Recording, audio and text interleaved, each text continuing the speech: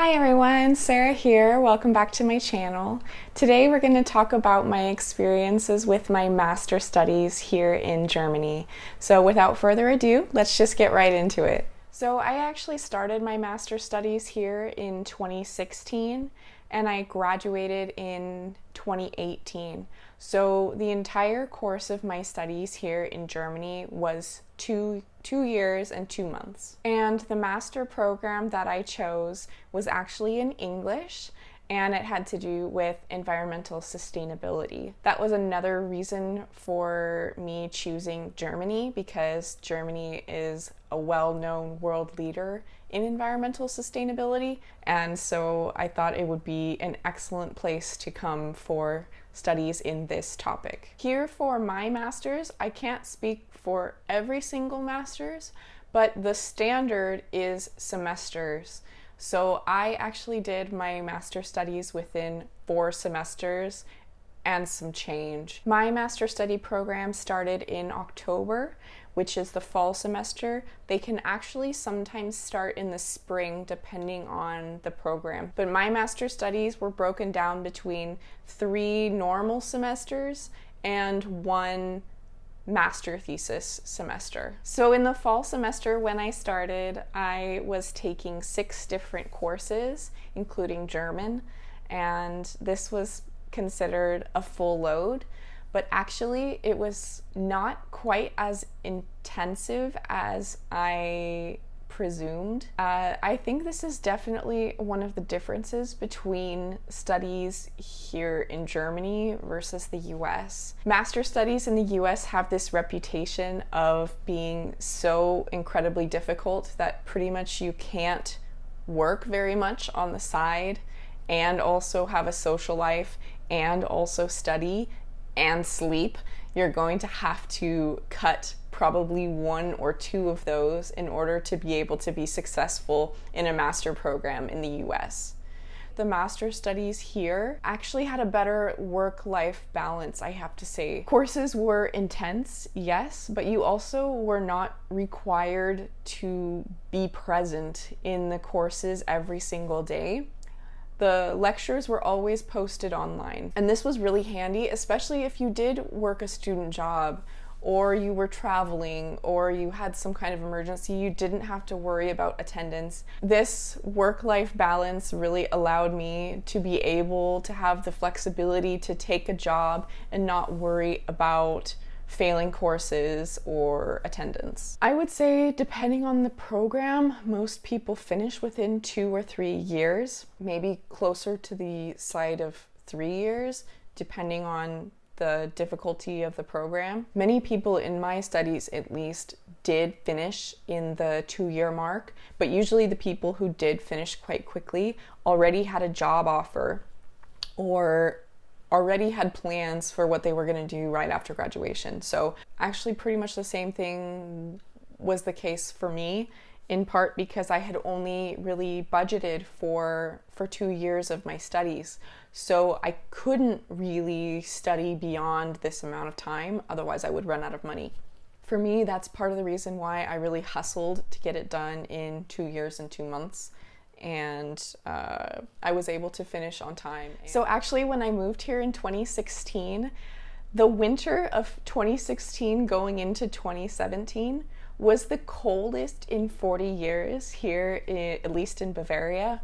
They set a bunch of different records and everything, and there's a lot of lakes and rivers in the south of Germany, and they were all frozen over. It was amazing. It was like from Christmas movies, you know, when people are ice skating on the lakes and the rivers. It was the first time in decades that people had been able to do that. Pretty much all of Western Europe was completely frozen solid. It was so cold that winter that it didn't get above 0 Celsius. It didn't get above freezing for, I believe, 6 to 8 weeks. Now, if my memory serves me right, it was a very long time. It was such a cold winter. It was unbelievable. But so when I started in the semester in October, I was actually a very diligent student. I went to all my courses, but as soon as it started to get really, really cold, especially in December when I believe it started to get, no, it was already really cold in November. So it was pretty funny, but basically as soon as it got super cold, I kind of got a little lazy going to my courses. You guys, it was -20 on one day. I remember it was painful to be outside. -20 in Celsius is about -5 Fahrenheit. So if you can imagine that, it was really cold.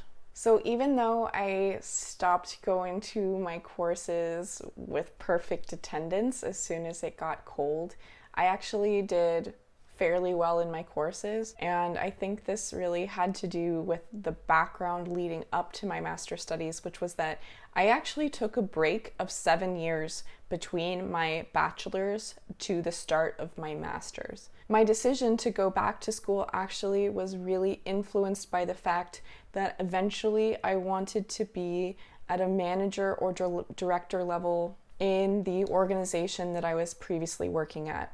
And in order to get a position like that, it was really highly recommended that I have a master's degree.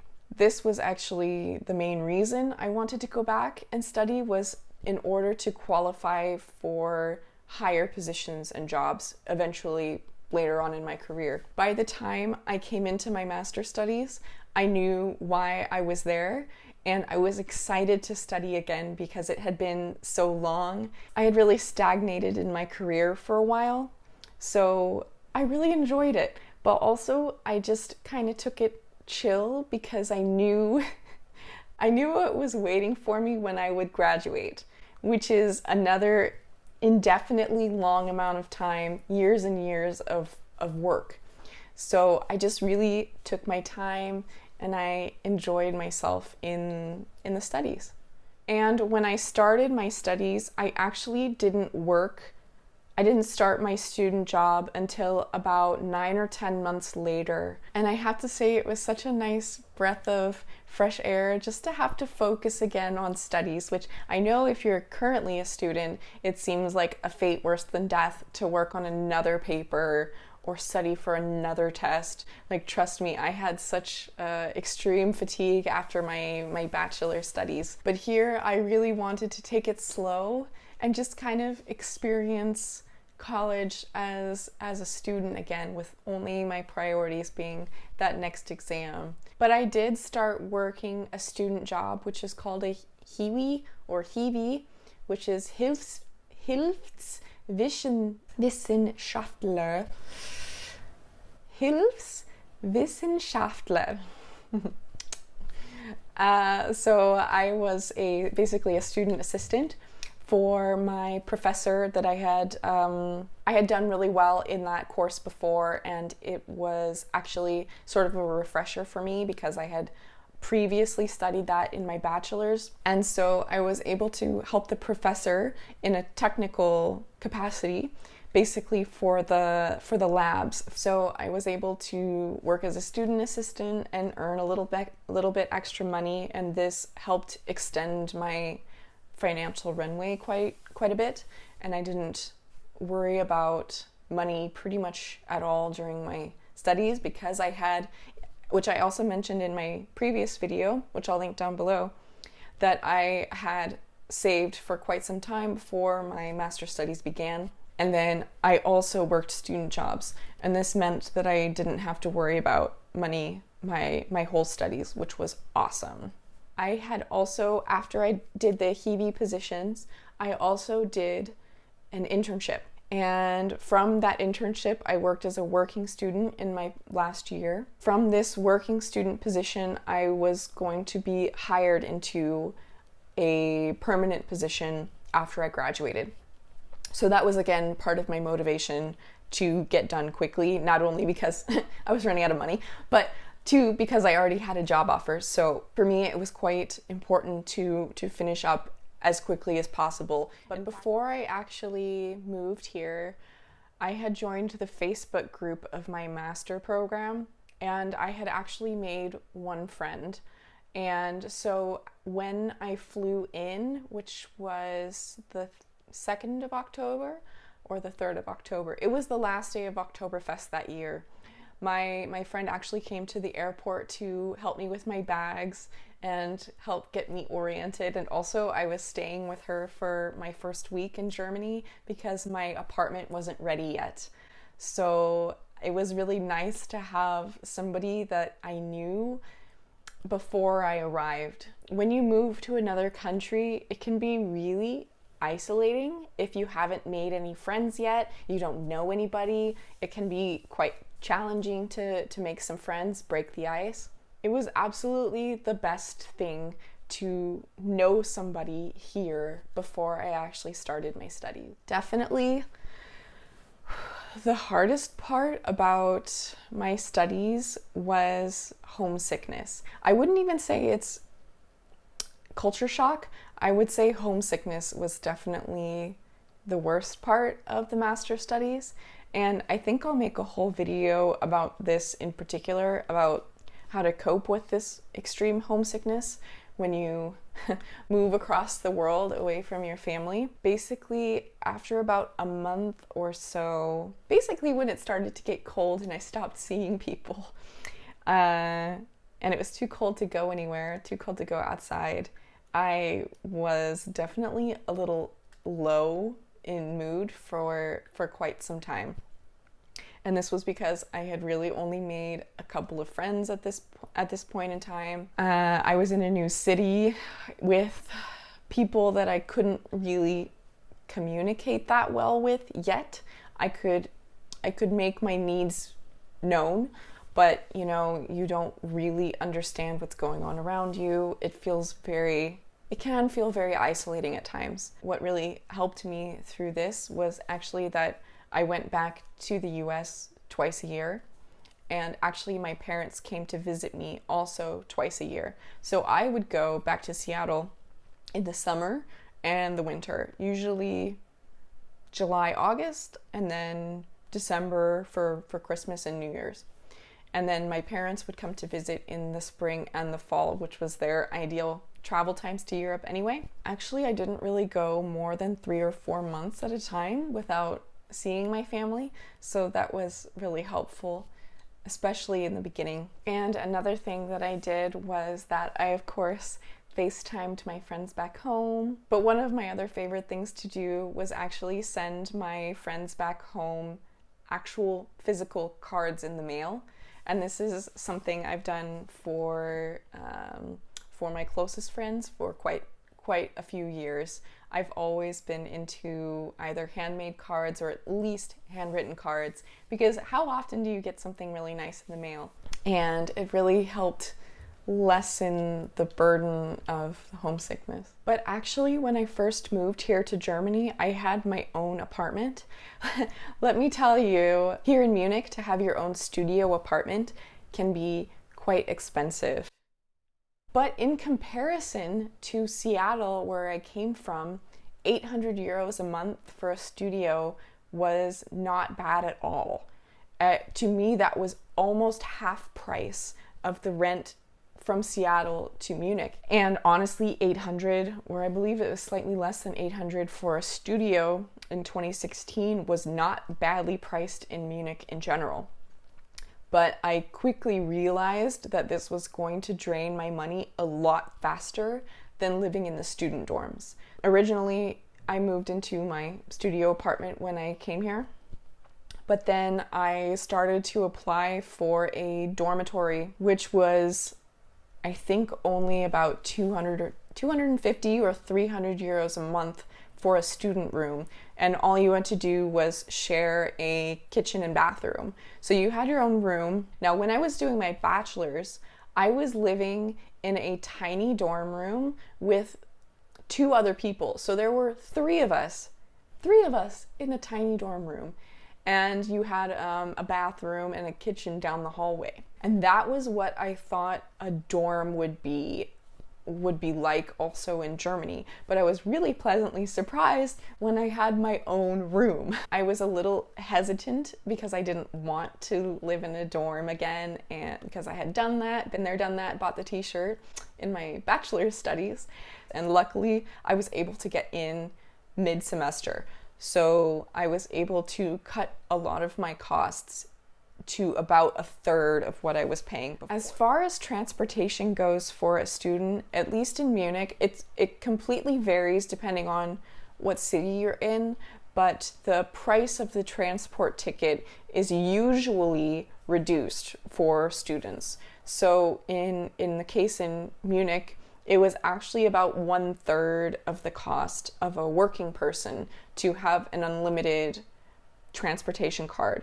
And we got this special deal through the university. It was really awesome because I was able to travel the entire network of Munich, all the way from Starnberg to Freising, all the way to Halbergmoos, or wherever, all across Munich, and for one flat rate for the whole semester, which at the time was only 200 or so per semester, but it completely depends on where you are.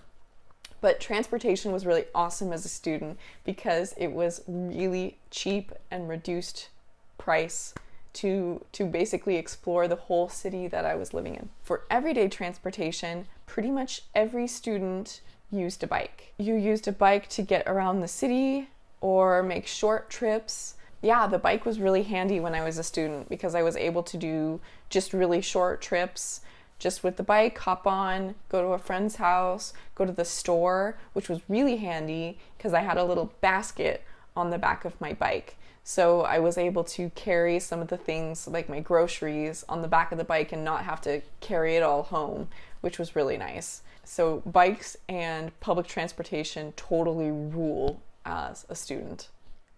Now, social life. This was actually really fun. So when I had made my one friend, who I had made before I came, she introduced me to quite a few other people. Basically, in the middle of the first semester, a couple of girls and I sort of formed our friend group. But we did pretty much most of the things together. And so we would usually go out on Friday or Saturday. Sometimes we'd go into downtown. We didn't go to the clubs that much, to be honest. We were more like stay at home and cook together, and we talked about boys. We just hung out. It was, clubs here are actually cheaper, I would say, than the US, but they're still really expensive on a student budget. So we typically either stayed in, we went to one another's houses and we bring some wine and snacks and cook together. This was basically our way of hanging out and partying. But there were quite a few student parties and things that were held by the university, events that were held by the university. So even in our department, they threw parties at the school, at the university, which was crazy because they would sell alcohol at the university at these parties. That was super interesting to me that our department would take the whole building for a party and make a dance floor and rent the speakers and have drinks available, and yeah, we would have a proper party at the university. That was super fun, and it was paid for by the student fees and also by the alcohol. So that was a really great way to spend some of the weekend nights in my studies. But otherwise, yeah, we were living the cheap student life, I would have to say. The other really unexpectedly difficult thing about moving abroad, as an American in particular, and I know I'm not the only one, is that before I came to Germany, I could not cook. I know, right? I could make mac and cheese, I could make top ramen, I could make some eggs or a salad or a sandwich, and that was about that was about my entire recipe repertoire. But let me tell you, Americans, if you are going to come here, you're going to have to learn how to cook at least something, because number one, fast food is a lot more expensive than it was in the US. You cannot afford to eat out for every meal like you can in the US, especially if you're working a lot, like many hours. Most Americans don't cook. They will either get something quick or order in something. Like food in the US in general is quite cheap. I think I'm not alone when I had this major problem about moving to Germany and not being able to cook anything. Luckily, my first friend, she showed me how to make pesto pasta with some cheese and some vegetables. And honestly, for like my first 1 or 2 months, I ate this pesto pasta almost every day because I couldn't cook anything else. This is so depressing, and I never realized this extreme deficit in my life until I had to move here. Students from America, if you come to Germany, you're going to need to learn how to cook. That was definitely one of the biggest challenges for me as a student. I think to sum up my experiences, it was the best decision I ever made in my life. It was such an unexpected journey, and I'm so grateful for the free tuition and this experience. That's part of the reason why I wanted to stay and work here after I was done. For me, I also felt like, number one, I wasn't quite done living abroad, and number two, I wanted to stay and work and pay my taxes, because this free university tuition comes from taxpayer dollars, people that work. And so I really wanted to pay back some of that and also support more students coming here and studying for free. So it was a little bit of a pay it forward type of a thing for me. And I think it was 100% worth it. And I'm so grateful that I was able to come here and study. And it was definitely the best decision ever. And now it's been another 2 years have gone by. It's almost Christmas again. So I don't think the homesickness ever really goes away. Especially now in Corona, and I haven't been able to go home.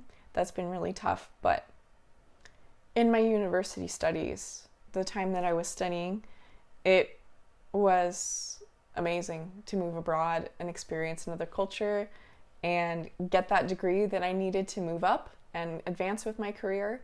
And I have zero regrets on any of that. So I would love to know your experiences if you have gone away to university, either in your bachelor's or your master's.